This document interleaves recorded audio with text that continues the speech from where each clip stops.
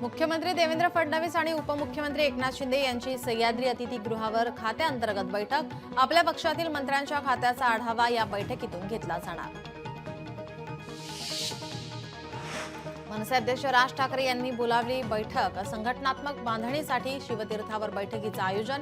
मराठीच्या मुद्द्यावर मनसे सध्या आक्रमक। वक्फ विधेयकासंदर्भात काँग्रेसही मैदानात। काँग्रेसचे सर्व खासदारांना लोकसभेत उपस्थित राहण्याचे आदेश।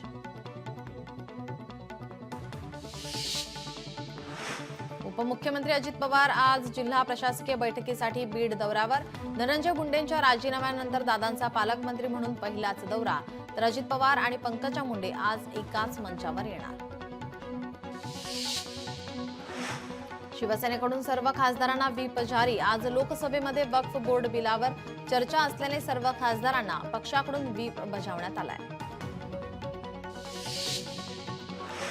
वक्फ सुधारणा विधेयक लोकसभेमध्ये मांडण्यात येणार। विधेयकावर चर्चेसाठी 8 तासांचा वेळ, तर एनडीएला बोलण्यासाठी। मुंबईत ढगाळ वातावरण, तर काही ठिकाणी अवकाळी। पुढील 3 दिवसात पावसाची शक्यता, हवामान खात्याचा अंदाज।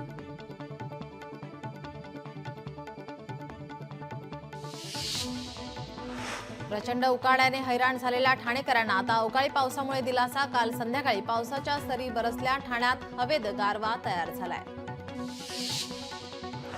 नागपूरमध्ये ढगाळ वातावरण, मध्यरात्री काही पावसाच्या सरी कोसळल्या। वादळी वाऱ्यासह गारपिटीची अंदाज। नागपूरकरांना उन्हापासून काहीसा दिलासा। मराठवाडा, पश्चिम महाराष्ट्रात अवकाळी पाऊस। अवकाळी पावसामुळे काढणीला आलेल्या पिकांचं मात्र नुकसान। महाराष्ट्रातील काही जिल्ह्यात गारपिटीसह पाऊस होणार। वाशिम जिल्ह्यात रात्रीपासून धुवाधार पावसाची बॅटिंग सुरूच। हलक्या ते मध्यम स्वरूपाच्या अवकाळी पावसाची हजेरी। शेत पिकावर मोठा परिणाम होण्याची शक्यता। हिंगोली जिल्ह्यात अवकाळी पावसाची हजेरी। उकाड्यापासून नागरिकांना दिलासा। पिकाचं कुठेही नुकसान नाही। मध्यरात्री अकोल्यात पावसाच्या सरी कोसळल्या। अवकाळी पावसामुळे पिकांना फटका बसण्याची शक्यता। आंबा निर्यातीत रत्नागिरी जिल्हा अव्वल। रत्नागिरी जिल्ह्यातून 6,996 आंबा निर्यातदार बागायतदार, तर सिंधुदुर्ग जिल्ह्यामध्ये 1,739 निर्यातदार। मेगोनेट प्रणालीद्वारे आता पणन मंडळाकडे नोंदणी झालेल्या आंबा बागायतदारांची कोकणातील संख्या अधिक। अहिल्यानगरात शेतकऱ्यांना ज्वारी, बाजरी, भुसार पिकांसाठी कर्ज मिळणार आहे। जिल्हा बँक एकरी 40,000 रुपये कर्ज देणार, अशी माहिती बँकेचे अध्यक्ष आमदार शिवाजी कर्डिले यांनी दिली आहे।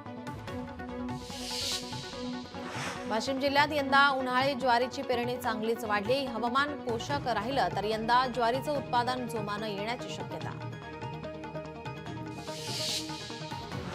हिंगोलीत टरबूजाची आवक वाढल्याने भाव घसरले। 10 रुपये किलो दराने टरबूजाची विक्री होत असल्याने टरबूज उत्पादक शेतकरी चिंतेत।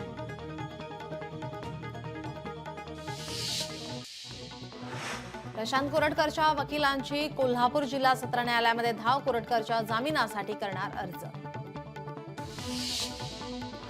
कुणाल कामरा दोन्ही वेळी चौकशीसाठी अनुपस्थित। कामराला मुंबई पोलिसांनी बजावला 3रा summons. India got latent show मध्ये अश्लील आणि वादग्रस्त वक्तव्य करणारा युट्यूबर रणवीर अलाहाबादी याला पासपोर्ट देण्यास सर्वोच्च न्यायालयाचा नकार। अलाहाबादची वकिलांनी मांडली बाजू। रोजीरोटीवर परिणामाचा दिला हवाला। मार्च महिन्याच्या जीएसटीमध्ये जवळपास 9.9% वाढ, तर 1,96,000 कोटी रुपयांचा जीएसटी जमा। अर्थ मंत्रालयाने दिलेल्या माहितीमध्ये हे आकडे समोर। मुंबईमध्ये कचरा टॅक्स नंतर प्रॉपर्टी टॅक्स वाढण्याची तयारी सुरू। जवळपास 13% प्रॉपर्टी टॅक्स वाढवण्याची पालिकेची तयारी, असा प्रस्ताव पालिका आयुक्तांकडे गेल्याची माहिती समोर। विजेची मागणी 30,000 मेगावॅटवर। राज्यात तापमान वाढत असताना विजेच्या मागणीमध्ये वाढ। भविष्यात अखंडित वीज पुरवठ्यासाठी महावितरणकडून तयारी। डम्पिंग ग्राउंडवरील आगीचे आरोग्यावर दुष्परिणाम। आगीने हवेत पसरतोय विषारी धूर आणि राख। देवनार चेंबूर येथील स्थानिक धुरामुळे त्रस्त। मुंबईला पाणी पुरवठा करणाऱ्या धरणांतील पाण्याचे बाष्पीभवन वाढून पाणीसाठा वेगाने कमी, मुंबईकरांवर पाणी टंचाईचं संकट ओढावण्याची शक्यता.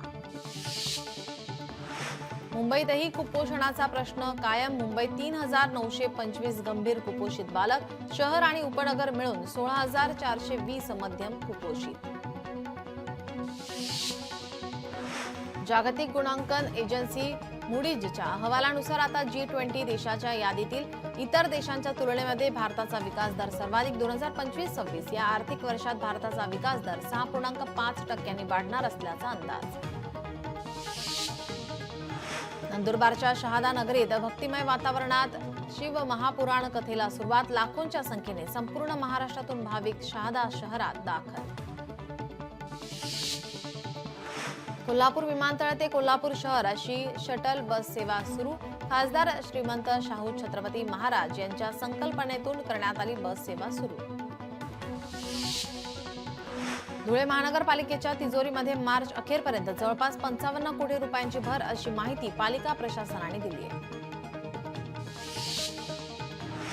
कोल्हापूरच्या पन्हाळगडाच्या जागतिक वारसस्थळाच्या यादीत समावेश होऊ नये यासाठी पन्हाळा नागरिक आक्रमक. समाधानकारक उत्तर न मिळाल्यास पन्हाळा बंद आणि साखळी उपोषणाचा नागरिकांकडून इशारा. परभणीच्या पालम तालुक्यातील केरवाडी ते सिरपूर रस्त्याच्या मंजुरीला 2.5 वर्ष उलटले. रस्त्याचे काम अद्यापही सुरू झाले नसल्याने ग्रामस्थांकडून उपोषणाचा इशारा. भंडारा जिल्ह्यात 2,318 वाहन चालकांचे परवाने निलंबित. मोबाईलवर बोलणे पडले महागात, त्यामुळे नियमांचे पालन न करणाऱ्या वाहन चालकात दहशत. वाशिम सायबर पोलिसांचं सोशल मीडियावर लक्ष. आगामी धार्मिक सण आणि उत्सव शांततेत पार पडावेत यासाठी पोलिसांकडून नागरिकांना सहकार्याचं आवाहन. धार्मिक तेढ निर्माण करणाऱ्या किंवा आक्षेपार्ह पोस्ट व्हायरल झाल्यास कठोर कारवाई. नंदुरबारच्या नवापूर शहरामध्ये घाणीचं साम्राज्य. मृत जनावरे पडले उघड्यावर तर पिसाळलेल्या श्वानांची मानवी वस्तीत दहशत. दहशतीचा तो व्हिडिओ सोशल मीडियावर जबर व्हायरल.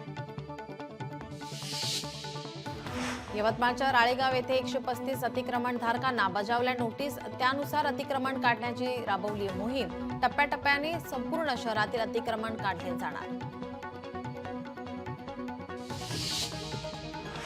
नवजात बालिकांसाठी आता श्री सिद्धिविनायक भाग्यलक्ष्मी योजना.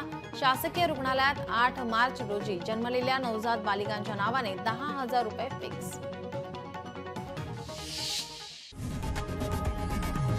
लोकशाही मराठी ऐका, पहा, जागरूक रहा.